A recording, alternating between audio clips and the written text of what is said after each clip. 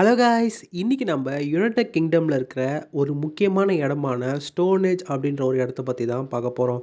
இந்த இடத்த சுற்றி பல மிஸ்ட்ரிஸ் இருந்துட்டு வருதுன்னே சொல்லலாங்க. இந்த இடம் இதை சுற்றி பார்க்க வர மக்களுக்கு பல கேள்விகளை அவங்க மனசில் எழுப்பியிருக்கு. சரி வாங்க, அப்படி என்னென்ன மிஸ்ட்ரிஸ் இதை சுற்றி இருக்கணும், அதுக்கு என்ன தியரிஸ்லாம் சொல்கிறாங்கன்னோ வீடியோக்குள்ளே போய் தெரிஞ்சுப்போம். Welcome to my channel. இன்னைக்கான topic mysteries of Stonehenge.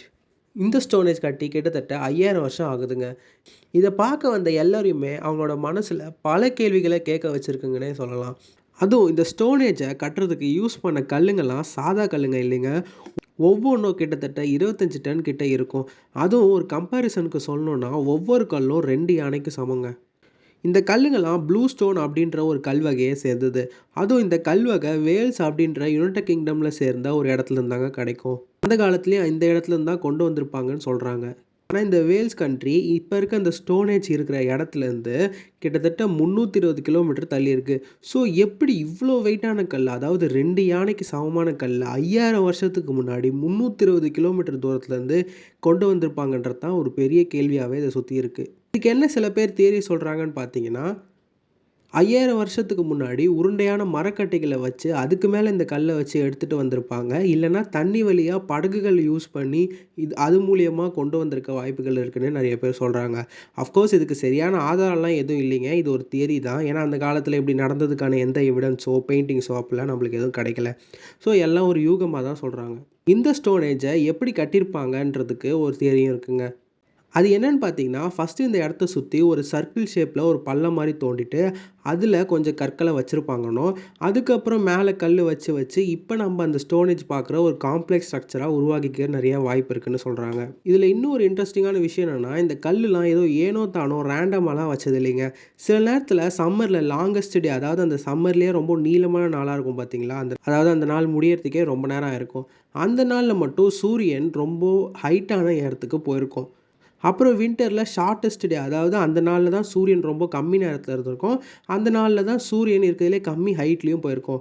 So இந்த 2 ஹைட்டும் அலைன் ஆகிற மாதிரி கரெக்டாக இந்த கல்லுகளை வடிவமைச்சிருக்காங்க அப்படின்றாங்க. ஸோ இந்த மாதிரி அலைன் ஆகிறத பார்க்குறதுக்கே வருஷத்துக்கு பல பேர் டூரிஸ்ட்டுங்க வந்து இந்த நடக்கிற சம்பவமாக பார்த்துட்ருக்காங்க. இதில் என்ன ஒரு மிஸ்ட்ரினா, அந்த காலத்தில் அதாவது 5000 வருஷத்துக்கு முன்னாடி ஒரு சிம்பிளான கருவிகளை டூல்ஸை மட்டும் வச்சுட்டு எப்படி இப்படி ஒரு விஷயத்தை செஞ்சுருப்பாங்கன்றது தான் இப்போ இருக்கிற சயின்டிஸ்ட்டுங்களோட ஒரு பெரிய கேள்வியாகவே இருக்குது. அதுவும் இந்த ஸ்டோனேஜ் ஒரு பெரிய விஷயத்தோட ஆரம்பம் மட்டும்தாங்க. இப்போ இருக்கிற மாடர்ன் டெக்னாலஜியான கிரவுண்ட் பெனிட்ரேட்டிங் ரேடார், அதாவது இது பூமிக்குள்ளே ரேடியோ வேவ்ஸ் அமைச்சு அதுக்குள்ளே என்ன இருக்குது அப்படின்றத விஷயத்தை தெரிஞ்சுக்கிற மாதிரி ஒரு கருவி.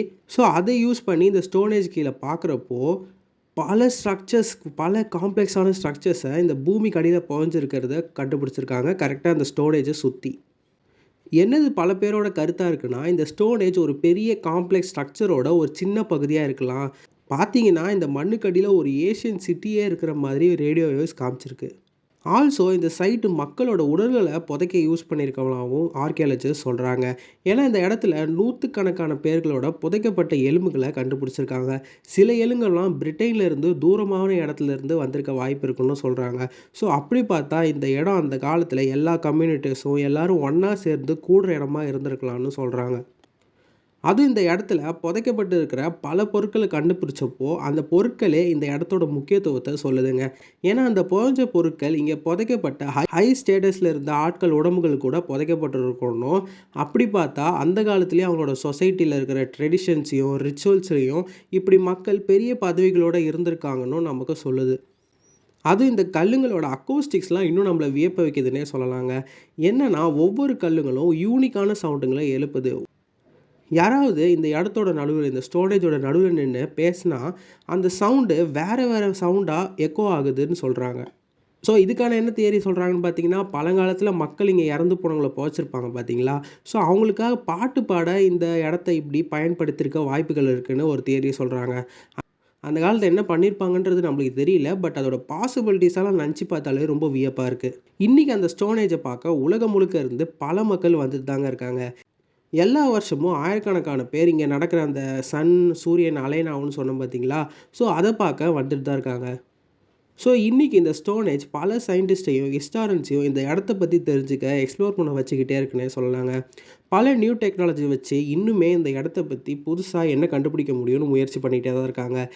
சில ரிசர்ச்சர் இது ஏஷியன்ட் ஹாஸ்பிட்டலாக இருந்திருக்கலாம், அந்த காலத்து ஹாஸ்பிட்டலாக இருந்திருக்கலாம், இல்லை ஒரு பெரிய அஸ்ட்ரானமிக்கல் கேலண்டராக இருந்திருக்கலாம்னு சொல்கிறாங்க. முடிவில் என்னதான் சொன்னாலும் அந்த காலத்தில் எப்படி இதை கட்டியிருப்பாங்க, என்ன யூஸ் பண்ணியிருப்பாங்க அப்படின்றதுக்கான எந்த எவிடன்ஸும் நம்மக்கிட்ட இல்லை.